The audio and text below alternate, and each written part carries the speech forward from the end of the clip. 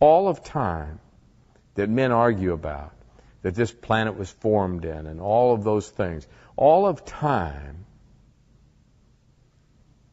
thousands and 10,000s and hundreds of thousands of years, however you want to think of it, millions of years if that's your preference. If that pinhead represented 1,000,000 years, that pinhead in that long chalk line of 50 trips from New York to Los Angeles would be an overstatement. Eternity's much bigger. Pauline and I would have to walk endlessly for that pinhead to make any sense at all. That's how long eternity is, and it's looming for you and for me. There's no denying it. It's looming. I shouldn't say there's no denying it. People deny it to me every day.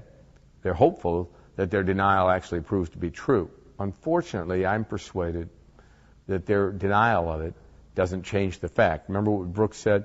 Do we live practically as if there is no death? And really what he had in mind, besides the idea of our physical death, is the idea that there is another world out there. Do we live practically in this world as if there is no other world, no next world? Well, that's foolishness in my mind. We're all pilgrims, is what I always try to say to you. This place that I'm sitting right now in beautiful downtown Loami, it will cease to be. This bench I'm sitting on will cease to be. I will not cease to be. I'm a pilgrim on my way home to heaven, or I'm a pilgrim on my way home to hell. See, mostly people think of pilgrims as kind of zealous Christians who are anxious to go home to heaven. I'm saying to you, even though they're reluctant, all disobedient creatures, all who don't love Christ, are walking now, most assuredly, on their pilgrimage, taking their lunch on the way to hell, which is their home. There are two roads. It's not a hard proposition to understand. There are two roads. One leads to heaven, one leads to hell. Both lead to eternity. Every man, woman, and child who has ever lived, is living now, or will ever live, is going to man one of those two roads. They're clearly marked out in the Scripture. One of them is straight and narrow. The other's broad and full of people. And it's the road to destruction. If you remember at the beginning of Pilgrim's Progress, whenever they ask our hero what he's doing, he says, I'm leaving the city of destruction and I'm going to the celestial city. He had it right. Now, I'm trying to be as plain as I can because I feel like sometimes I haven't been on this subject to where I want to make it an unavoidable thing. If you insist on going on the broad road to destruction to go to hell, if that's just what you insist, and I can't persuade you otherwise, I at least want you to know you're on the road to somewhere. This isn't home to you either. You don't get to stay here. You don't get to live in beautiful downtown Loami. You don't get to live in Springfield or on the North Shore in Chicago. You're on this road and you're going home. Lois said to me the other day, maybe I'd be better off if I just said to myself, my whole life is just another day on the road. And I think that's right. We're like a touring band. We're always on the road. This is just, I've stopped here to live this part of my life, but I'm on the road. I'm not going to stay in this world. And it's a very short time. And it's full of trouble. That's exactly what it says in the book of Job. Every man who's born of a woman, his days are short and full of trouble. Now, I'm going to close this section with a better idea of eternity than I gave you.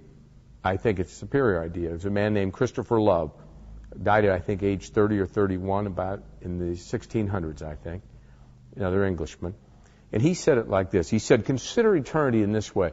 Suppose you could take every mountain in the world. Suppose the ones you know, the Rockies, the Appalachians, whatever they might be in your mind, the Himalayas, the Andes. Take all of them and in your mind, make them into grains of sand.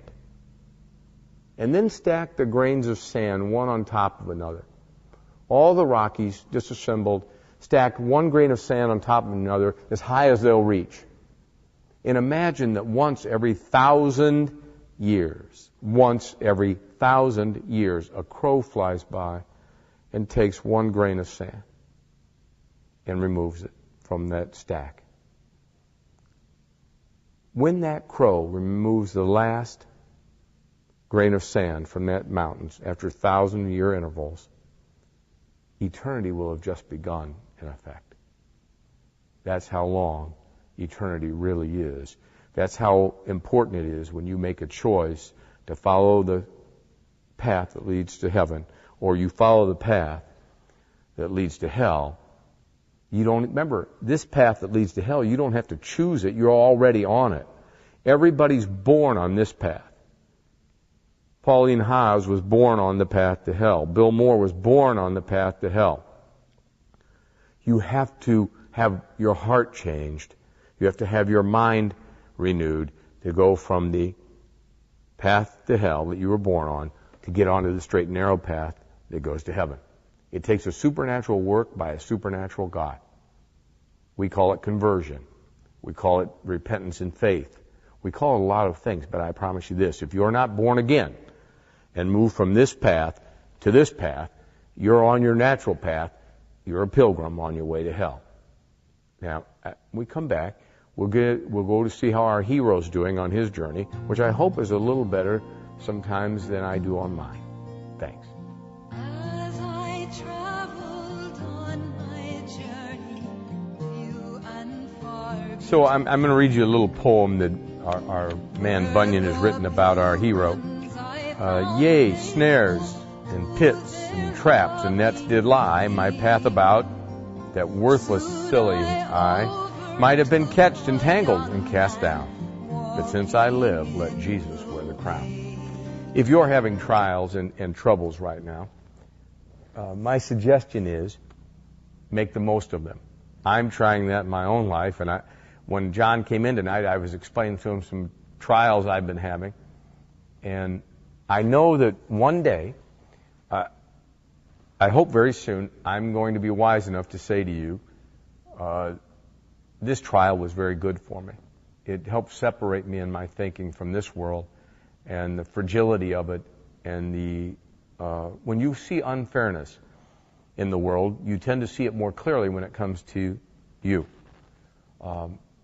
We can often think about other people's troubles, but we can't often embrace their troubles. We can embrace ours. We're emotional about ours. I'm trying to learn to feel that way towards yours. It's very difficult for me because I've always been about me. I've always been a selfish person, and I'm just sort of an unfeeling person.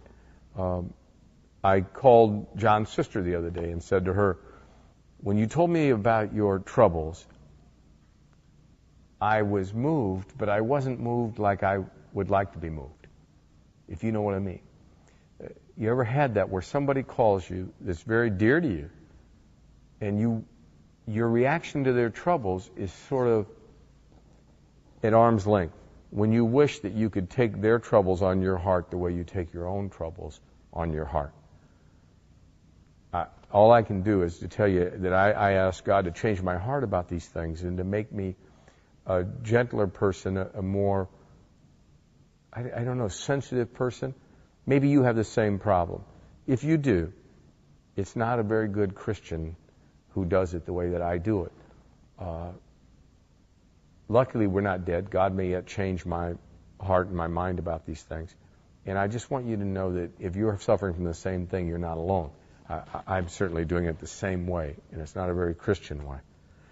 Now, I'm excited about this part of the book because my favorite character, besides our hero, Christian, we meet right now. His name's Faithful. Faithful is what faithful means. He is faithful. He's a pilgrim, and he goes on and explains to Christian that when Christian left the city of destruction, there was much noise about it, much talk about it, and that he followed soon after. He just hasn't run into Christian until right now. He's had his own little path, and now they're meeting up. Now, I'm going to jump ahead and tell you that Faithful is not going to live very long in this book. He has a wonderful time with our hero, but Faithful will die at the hands of the people in Vanity Fair. One of them has to die, and it's going to be Faithful. So enjoy him while he's still breathing. At this point, he thinks he's a long way from heaven, and in fact, it's right around the corner. Now, they meet up, and it turns out they realize they're from the same hometown, the city of destruction. And they have this wonderful conversation that starts, and then we run into this part.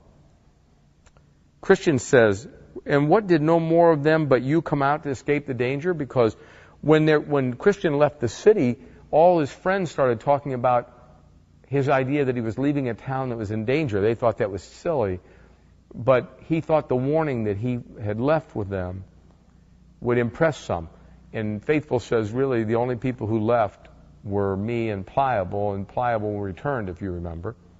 So he says, I followed, but I never did catch up to you. And Faithful says this, though there was, as I said, a great talk thereabout, yet I did not think they did firmly believe it. For in the heat of the discourse, I heard some of them deridingly speak of you and of your desperate journey. For this they called it. But I did believe and do still that in the end of our city will be with fire and brimstone from above, and therefore I made my escape. And here we have it, as I was explaining to you in the last section. You have to understand that God has promised, not threatened, God has promised to destroy this world that I'm in right now and that you're in. Does that seem like an old wives' tale to you?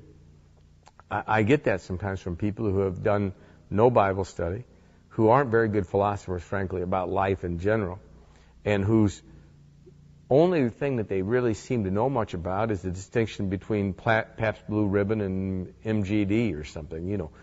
But they are all well thought out, they think, and there's not going to be a real trial of their lives and any of that. They're convinced of it. Now, there's no proof for them or reasoning behind it, but they're content. Well, I'm discontent with that stuff because it's idiocy.